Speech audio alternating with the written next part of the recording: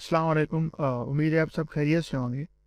अपनी Upwork series की third video शुरू करते हैं। इसमें हम ये देखेंगे कि आप लोगों ने प्रपोजल कैसे सेंड करना होता है। आप प्रपोजल में कौन सी मिस्टेक्स कर रहे होते हैं जिसकी वजह से आपको क्लाइंट की तरफ से कोई रिस्पॉन्स भी नहीं आ रहा होता।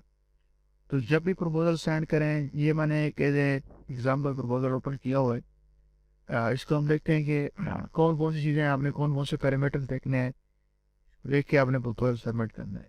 तो सबसे पहले अपनी स्किल्स वगैरह वो चीज़ें अपने हिसाब से देख लें कि आप कौन सी सर्विस प्रोवाइड कर रहे हैं और आप किस किस में जो है ना वो बेस्ट फिट आ सकते हैं।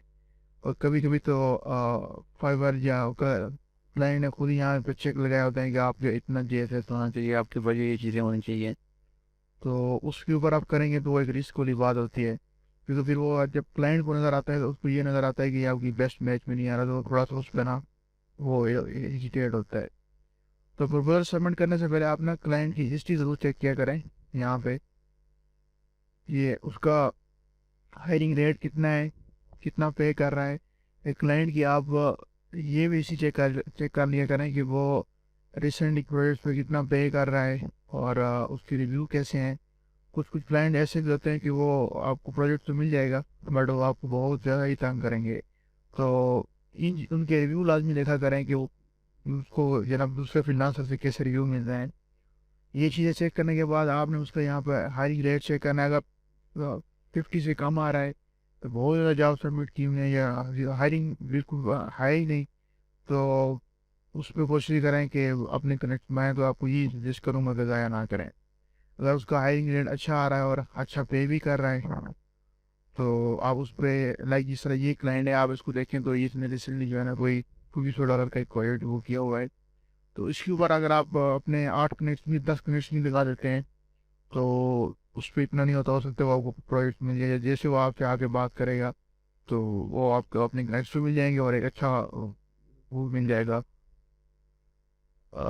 रिव्यू उससे आपको मिलेगा। फिर आप उससे जो है ना बाद में अपने कनेक्शन खरीद सकते हैं।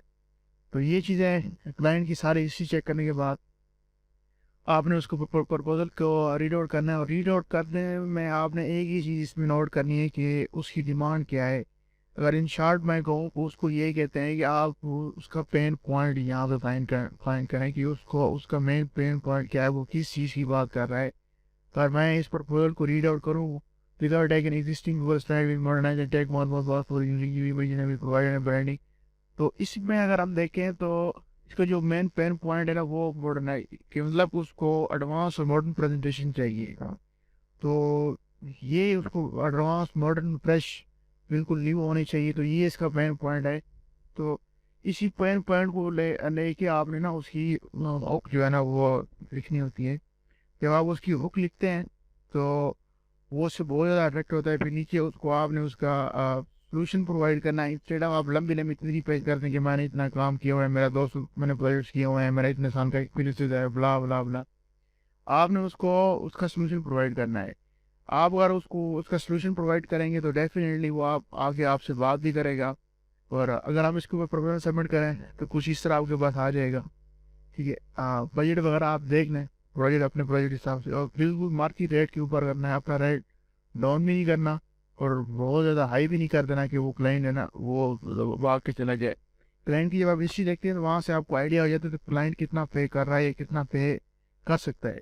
तो उसी हिसाब से ना आपने अपना बजट जो है ना वो सिलेक्ट करना है। और सबसे पहले जब हम यहाँ पे उसका नाम लिखते हैं तो बहुत से लोग लिख रहे होते हैं कि डी आर फलां। तो ये डी आर वाला जो वर्ड है ये बहुत ही वो है।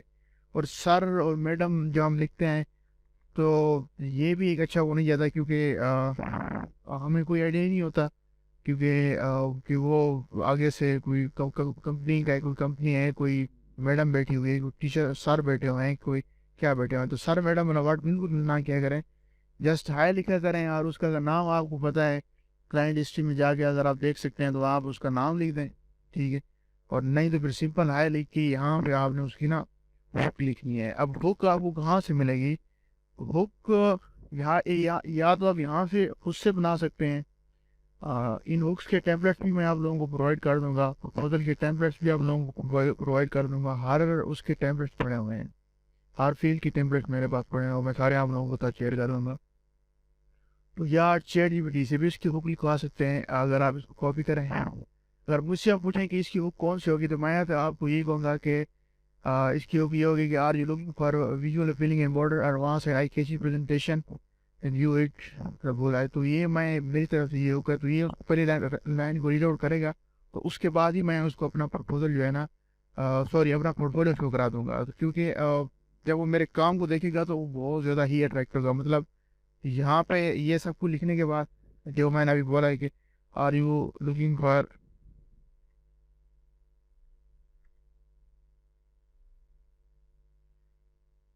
Are you looking for border and visual appearing in eye catchy presentation then you hit the bowl eye, and then उसके बाद मैं अपना नीचे लिख दूँगा कि हेयर इज़ माई पोर्टफोलियो। तो वो जब मेरे पोर्टफोलियो को विजिट करेगा तो आपका पोर्टफोलियो ही बहुत कुछ आपको बयान कर रहा होता है, तो वो बहुत ज़्यादा इस चीज़ से अट्रैक्ट होता है। अब जब डिस्क्रिप्शन की बात आती है, ये हुक अगर मैं आपसे ये कहूँ कि इससे आप वो जो है ना चैट जीपीटी से भी ये हुक लिखवा सकते हैं। जैसे सिंपल का भी करें तो लिखें right for this job,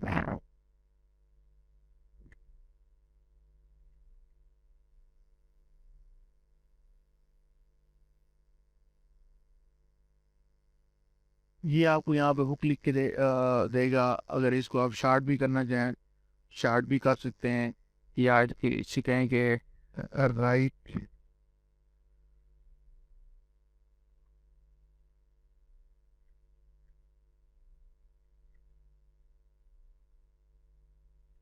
proposal कर देते हैं आप।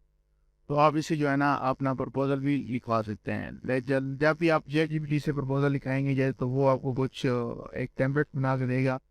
बट उसमें ये होगा कि आपने जो है कुछ चीज़ें अपने हिसाब से मॉडिफाई करनी होती हैं। अगर आप रिफ्रेश करना चाहें तो कीबोर्ड यहाँ पड़ा हुआ है, उसको आप ओपन करके इसको रिफ्रेश कर लेंगे। आपको कहीं ये ना डरो कि अपवर्क मेरे उसको बैन कर देगा। अपवर्क ने अभी तक ऐसी कोई स्टैंडर्ड स्टेटमेंट नहीं दी या स्ट्रॉन्ग स्टेटमेंट नहीं दी जिसमें वो ये कहे कि हम आपको जो है ना, अगर आपने चैट जीपीटी से प्रपोजल लिखाया था हम उसको बैन कर देंगे।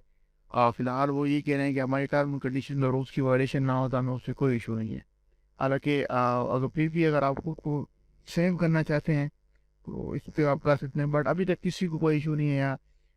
जितने भी टॉप रेट फ्रीलांसर्स हैं या जो गए मैं, जब मुझे खुद भी अभी तक ये कुछ इशू नहीं है, क्योंकि मैं बहुत सी हेल्प यहाँ से ले रहा होता हूँ, यहाँ से रुक भी लिखवा रहा होता हूँ। और उस चीज़ें मैंने यहाँ से हेल्प ली है। लाइक टेक्नोलॉजी का भी यूज़ करें, उस पर आप टोटली डिपेंड होकर ना बैठ जाएँ। अगर आप टोटली डिपेंड होकर बैठ जाएंगे तो फिर आपकी इशू होगा। तो हुक लिखने के बाद उसको आप पूरा एक सोल्यूशन प्रोवाइड करें। फिर आप उससे जो है ना क्वेश्चंस करें कुछ चीज़ों के, जैसे यहाँ पे उसने बात की है I will provide brand guideline. तो उससे मैं ऐसे यहाँ पे पूछ सकता हूँ कि आपकी कलर प्लेट्स कौन सी हैं, ये चीज़ें कौन सी हैं। तो ये जितनी भी चीज़ें हैं तो यहाँ पे आपने वो उससे पूछ लेनी। फिर उसको लगेगा कि ये नहीं लिखना है कि मैं आपको करके दूंगा ये है वो है, और उसको ये शो कराना है कि ये मैं कर सकता हूँ। आप मुझे इन क्वेश्चन के आंसर दे दें तो हम आगे मूव फॉरवर्ड कर सकते हैं। वो एक फुली कॉन्फिडेंस से आपने जो है ना बात करनी है। अगर आप कॉन्फिडेंस से बात ही करेंगे, ये लिखेंगे कि मेरा 5 साल का एक्सपीरियंस है और मैंने ये किया हुआ है, तो वो टू दी पॉइंट बात करनी है। लंबा प्रपोजल भी नहीं लिखना और उसके बाद सबमिट कर देना है।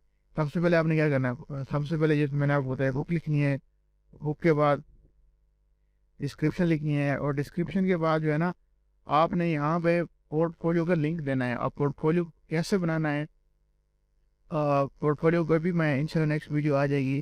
फ्लिकर में बना रहे हैं, यहाँ से बना रहे हैं, जिस पे भी आप कंफर्टेबल अपनी फील्ड से रिलेटेड देखना है, बजाय इसकी कि आप उसको अटैचमेंट सेंड करें। वो इन चीज़ों से जो है ना इरिटेट होते हैं। ये कोशिश किया करें कि क्लाइंट के लिए आसानियाँ पैदा करें।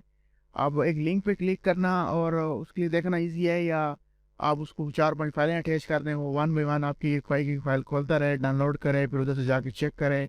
ये करेगा कि अगर एक बंदे ने जो है ना एक पोर्टफोलियो का यहाँ पे लिंक अटैच किया हुआ है कि या वो करेगा, तो डेफिनेटली जो उसने लिंक जिसने यहाँ पे रखा होता है तो वो उसको विजिट करके वहाँ से देख लेता है। और जो जिन लोगों की ये क्वेश्चन थे कि हमें जो है हमारा प्रपोजल व्यू भी होते हैं और देन जो है ना हमें कोई उसका वो नहीं होता, तो आपने एक तो उसकी पेन पॉइंट की बात नहीं की होती, ठीक है। डिस्क्रिप्शन में आपने जो है ना आपकी इतनी स्ट्रांग नहीं होती, बुक आपने अच्छी डाली होती है।